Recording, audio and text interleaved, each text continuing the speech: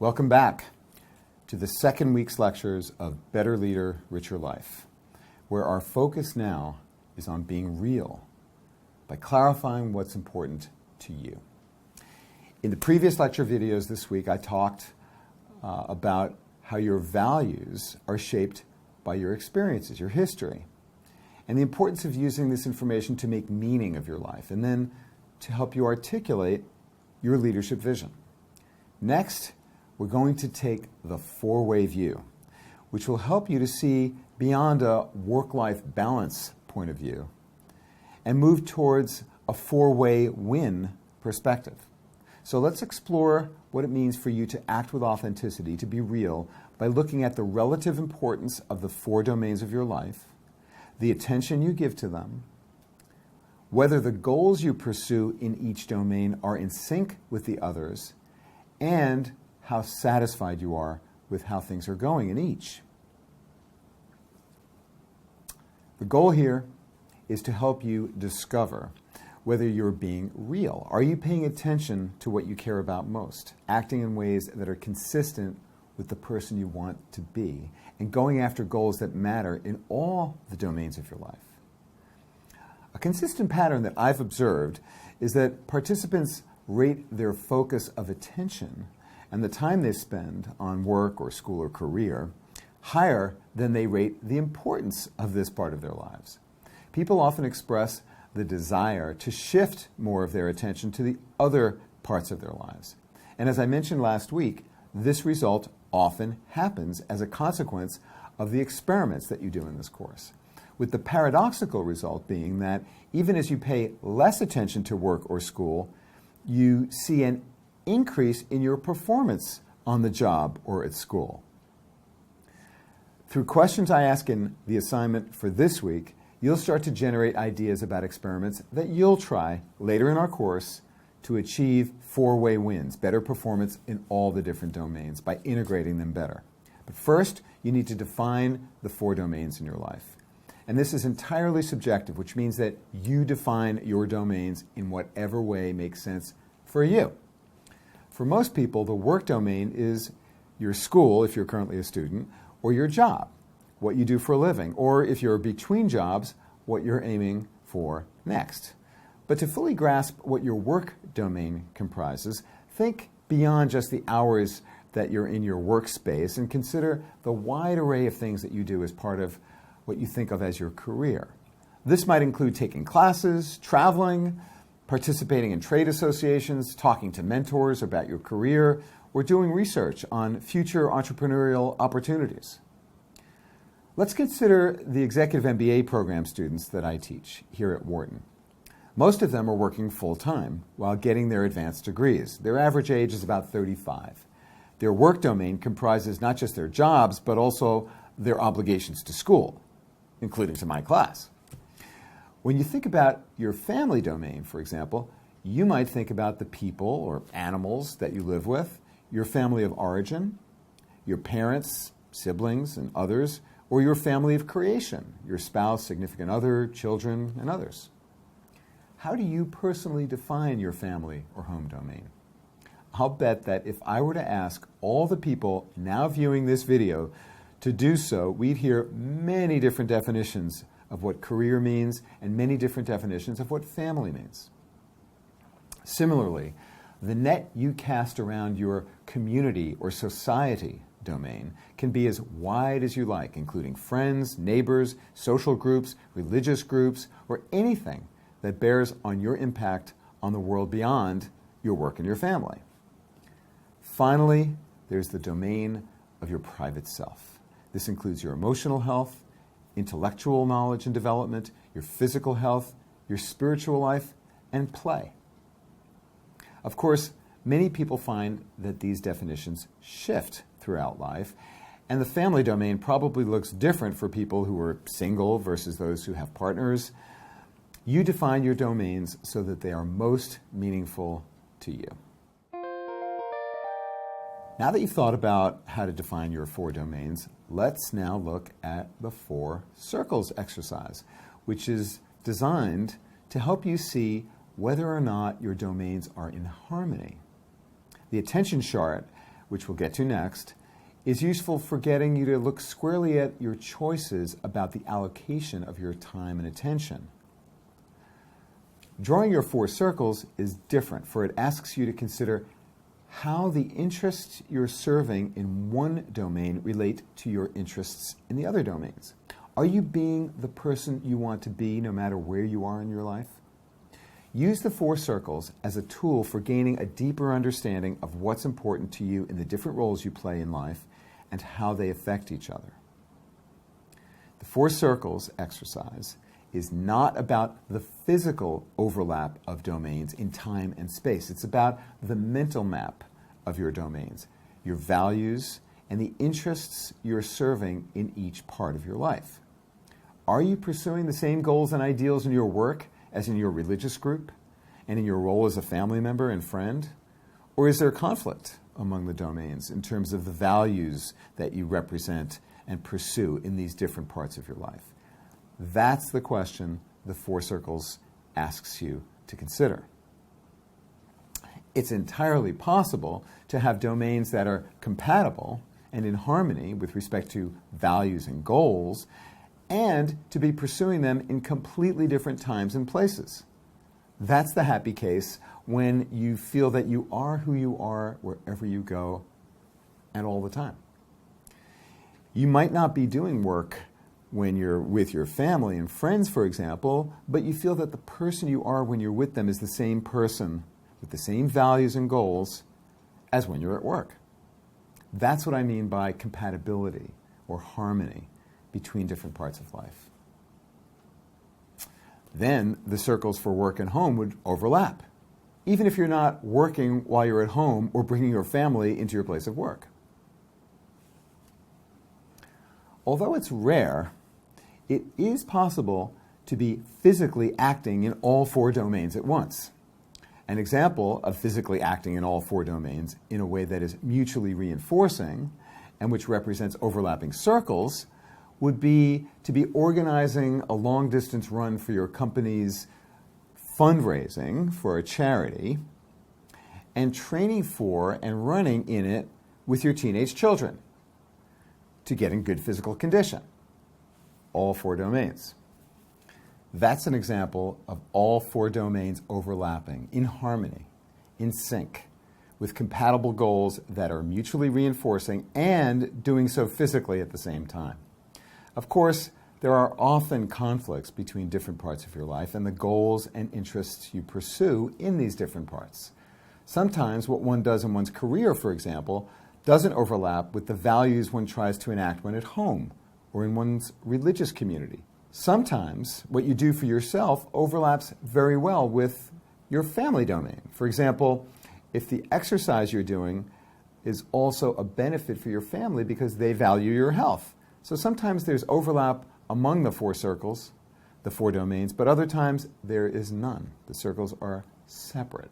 The ideal scenario, which is never truly achieved, is to have all 4 domains feel like they are in complete harmony, like the concentric circles in the perfect center of a strong tree's trunk. But there's almost always some conflict in the real world between who you are in one part of your life and who you are in the other parts. Indeed, complete incompatibility between any 2 domains, circles that have no common area at all, is not uncommon. Through our work together, my hope and expectation is that you will get closer to that ideal. There will be instructions in the 4 circles exercise to help you figure out what size to make each circle so that it corresponds to how important it is to you, and then, as we've just been discussing, to figure out which, if any, circles overlap with each other, and if they do overlap, how much they overlap. Okay, let's turn to your 4-way attention chart. One way of enhancing your sense of being real is to better grasp the connection between the importance of each part of your life, what you say you value, which is represented by the size of the circles you draw in your 4 circles exercise, and what you actually pay attention to every day. That is, what you really do with your time. This chart helps you by comparing what you say is important, which you show with the size of your circles, how big or small they are in comparison to each other, with your actual allocation of time and energy to the different parts of your life. That is, here you're comparing your values and your actions. Jason was a participant in our executive MBA program.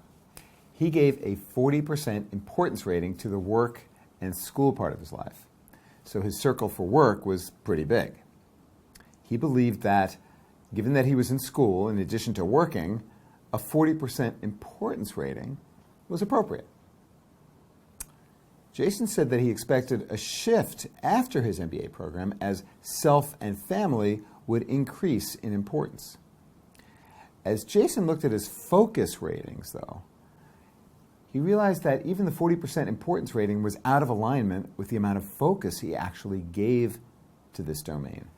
As we look at Jason's four-way attention chart, we can see that his focus rating is currently 70% for work and school. And as a result of this misalignment, Jason felt that the choices he'd made were somehow off because work was taking up a disproportionate amount of time in his life. In fact, Jason realized that he had placed only a 15% weighting of his attention to his family, and this needed to change.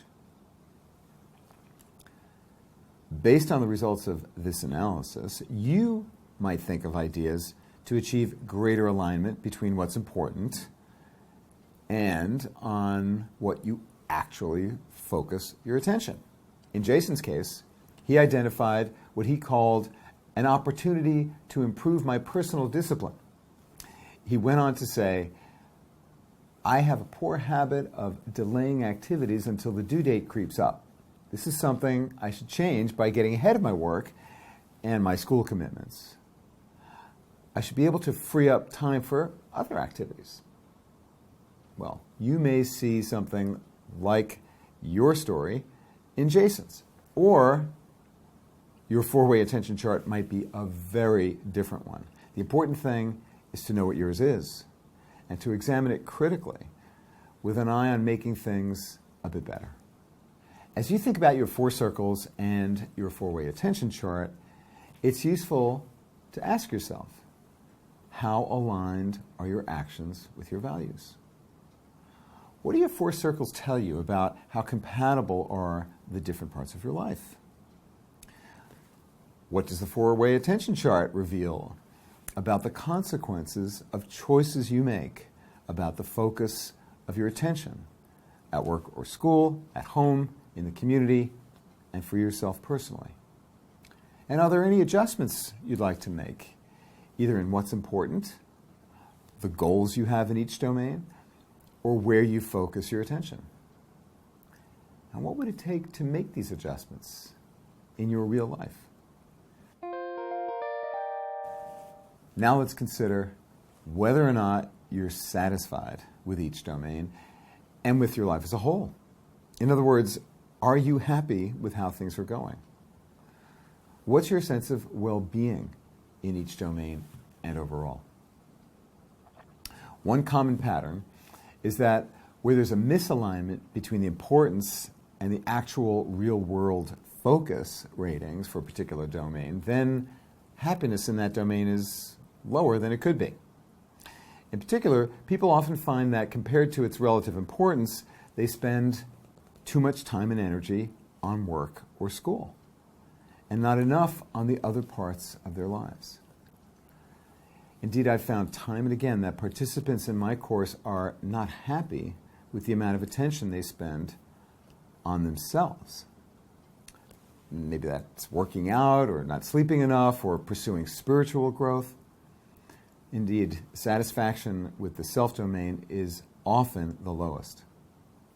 Identifying sources of misalignment and conflicts is a critical step towards creating greater satisfaction in the future through meaningful changes that you initiate by making things better, bringing the domains together in greater harmony. That's where we're headed.